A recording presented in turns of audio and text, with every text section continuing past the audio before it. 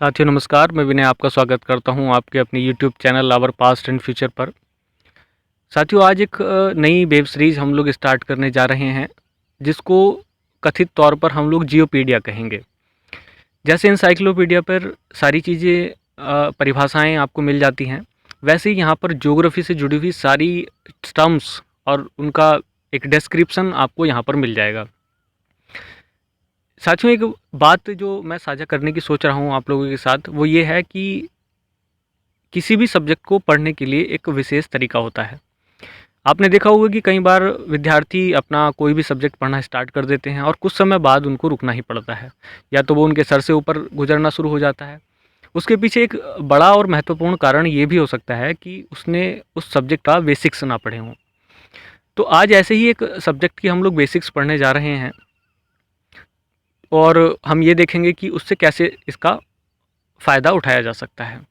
साथियों जैसे किसी भी सब्जेक्ट को समझने के लिए हमें उसका विशेष अंग समझना होता है। तो उदाहरण के तौर पे जैसे मैं बताना चाहूँ, तो मैथमेटिक्स को अगर आप लोगों को समझना है तो आप लोगों को फॉर्मूले समझ आने चाहिए। अगर इतिहास को हमें समझना है तो हम लोगों को उससे जुड़ी हुई कहानियों को समझ में आना चाहिए।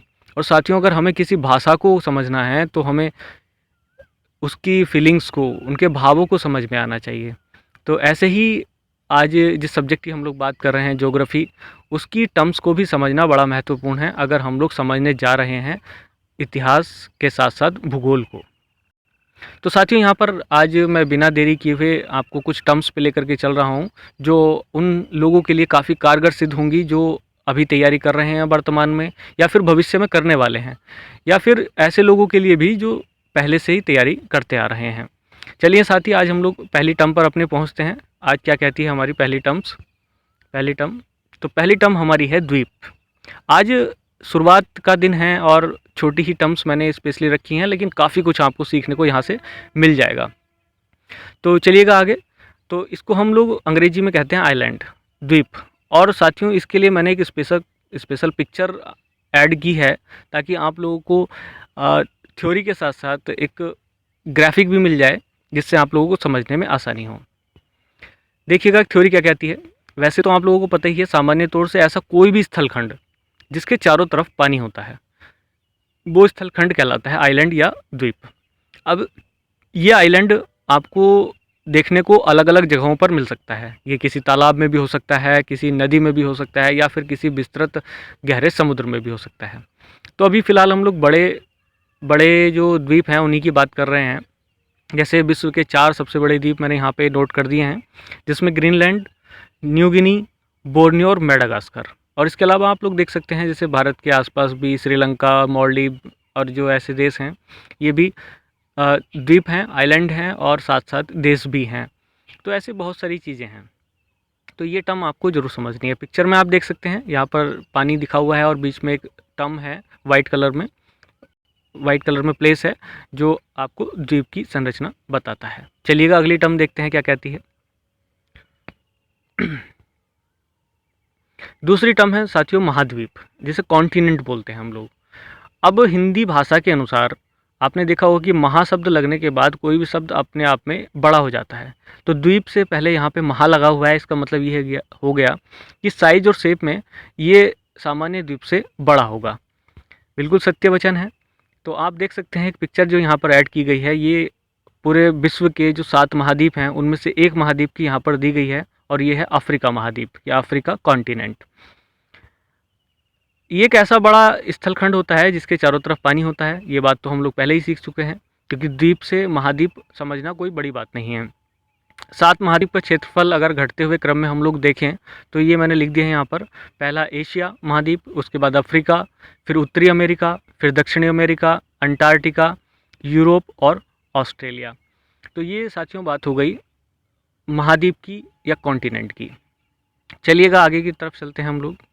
अगली जो टर्म है वो क्या कहती है, तो अगली टर्म है सब कॉन्टिनेंट। साथियों ये हो सकता है आपके लिए थोड़ा सा नया भी हो, लेकिन यही तो स्पेशलिटी है इस सब्जेक्ट की, कि आप लोगों को वो सारी चीज़ें बड़ी माइनर तरीके से समझनी है जो इससे जुड़ी हुई हैं। तो अगर हमें ज्योग्राफी को समझना है तो इतनी छोटी छोटी टर्म्स को हमारा समझना ज़रूरी है। देखो शब्द यहाँ पर लिखा हुआ है उपमहाद्वीप।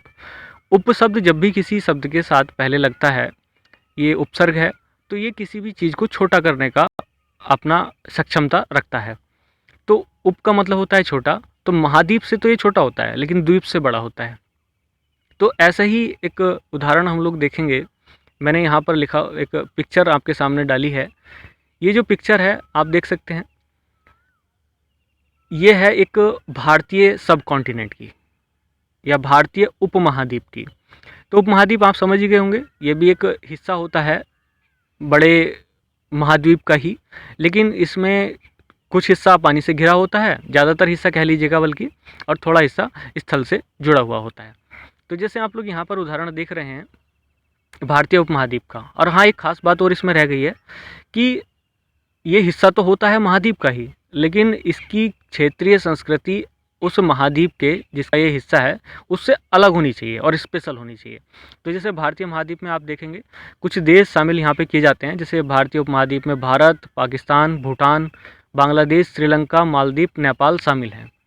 ये 7 देश आप देख सकते हैं इसमें शामिल होते हैं, और कभी कभी इसमें अफ़गानिस्तान को भी शामिल कर लिया जाता है, क्योंकि भारत का अपना गौरवशाली इतिहास रहा है और भारत का ही एक्सपेंशन इन देशों तक प्राचीन काल में रहा, और इसके ही अवशेष इधर से उधर फैले हुए हैं, और इसी वजह से ये एक अपने आप में इंडियन सब कॉन्टिनेंट है, ये भारतीय उपमहाद्वीप है। ऐसे करके इस, हाँ एक बात और, इसको हम लोग साउथ एशिया के नाम से भी जानते हैं। तो साउथ एशिया में लगभग ये सारे कंट्रीज़ यहाँ पर मिल जाते हैं।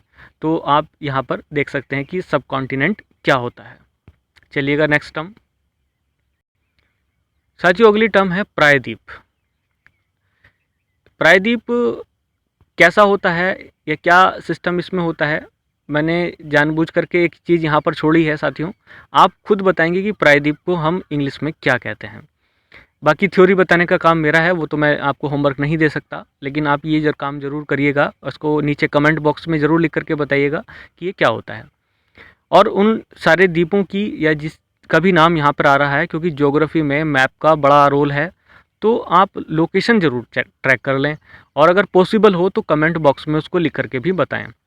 चलिएगा, प्रायद्वीप किसको बोलते हैं? तो प्रायद्वीप एक स्थलखंड होता है जो 3 तरफ से पानी से घिरा होता है। ये बात तो सर आप समझ ही गए होंगे, ये सभी लोग, कि जो 3 हिस्सों या 3 तरफ से घिरा हुआ जो पानी से क्षेत्र होता है उसे हम लोग बोलते हैं प्रायद्वीप। तो भारतीय प्रायद्वीप का यहाँ पर उदाहरण दिया हुआ है। साथियों अभी पीछे हम लोग देख रहे थे कि साउथ एशिया, जिसे हम लोग सब कॉन्टिनेंट बोल रहे थे, वो भी एक प्रायद्वीप का ही पार्ट है, वो भी प्रायद्वीप ही कहा जाएगा, क्योंकि वो भी 3 हिस्सों से घिरा हुआ है, और क्योंकि एक बड़े महाद्वीप का अंग है इसलिए उसको हम लोग सब कॉन्टिनेंट भी कहते हैं। तो दक्षिण भारत का ये क्षेत्र आप देख सकते हैं कि गुजरात से लेकर के इधर बंगाल तक ये फैला हुआ सारा क्षेत्र, तटीय क्षेत्र, ये होता है प्रायद्वीप। तो अगर जब भी हम लोग भारतीय प्रायद्वीप की बात करेंगे तो हमें दक्षिण भारत को शामिल करना है। चलिएगा अगली टर्म पर, क्या कहती है अगली टर्म? तो अगली टर्म है साथियों अंतरीप, जिसे हम लोग बोलते हैं केप। ये बहुत से नाम आपने सुने होंगे, केप टाउन और केप ऑफ गुड होप, इस तरीके के नाम। तो यहाँ पर एक पिक्चर भी मैंने ऐड की है, उसको हम समझेंगे, लेकिन उससे पहले ये समझ लें कि अंतरीप या केप होता क्या है। भूमि का एक ऐसा नुकीला भाग जो दूर तक समुद्र में चला गया हो। आपने देखा होगा कि कई बार ऐसा होता है कि जो स्थलखंड का क्षेत्र होता है वो सामान्य तौर से पानी के बहाव से या फ्लो से कट जाता है, और एक नुकीला सा क्षेत्र पानी की तरफ बढ़ा हुआ नज़र आता है, और वही नुकीला सा कटा हुआ क्षेत्र कहलाता है केप। और केप के उदाहरण यहाँ पर लिखे हुए हैं, जैसे केप ऑफ गुड होप।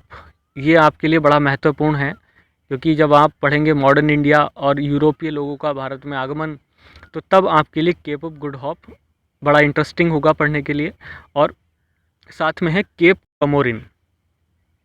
तो केप ऑफ गुड होप आप देखेंगे कि अफ्रीका का ये साउथ में है, अफ्रीका के बिल्कुल जस्ट नीचे, वहीं से जुड़ा हुआ पार्ट है, जहाँ से होते हुए यूरोपीय लोग हिंदुस्तान में एंट्री किए हुए हैं। ये बात मैं आपको बता रहा हूँ। और साथियों एक होमवर्क और आपको यहाँ से दे रहा हूँ, आप ये पता करके लाएंगे कि केप कमोरिन ये कहाँ पर है, और ये कहाँ पर है, इसकी लोकेशन तो देखेंगे, साथ में आप ये डिटेल और देख लीजिएगा कि इसका महत्ता क्या है। क्योंकि भारतीय इतिहास को समझें हम लोग, तो भारतीय चीज़ों को समझना बड़ा ज़रूरी है। और एक बात मैं आपके लिए बता दूं कि साथियों, जब भी हम लोग उदाहरण की बात करेंगे किसी भी प्रकार के, तो मैं भारतीय चीज़ों से जुड़ी हुई या भारतीय क्षेत्र से जुड़ी हुई चीज़ों के ही उदाहरण पेश करूंगा, क्योंकि हमें आगे आने वाले समय में केवल भारतीय इतिहास को समझना है और कुछ हद तक विश्व का भी समझेंगे। वो सारी चीज़ें इससे आपकी क्लियर हो जाएंगी। तो साथियों, आज ज़्यादा कुछ चर्चा ना करते हुए मैं इतना ही कहना चाहूँगा। आने वाले जो अगले 5 हमारे टर्म्स होंगे उसके लिए आप इंतज़ार करिएगा। तब तक के लिए नमस्कार और धन्यवाद। जय हिंद, जय भारत।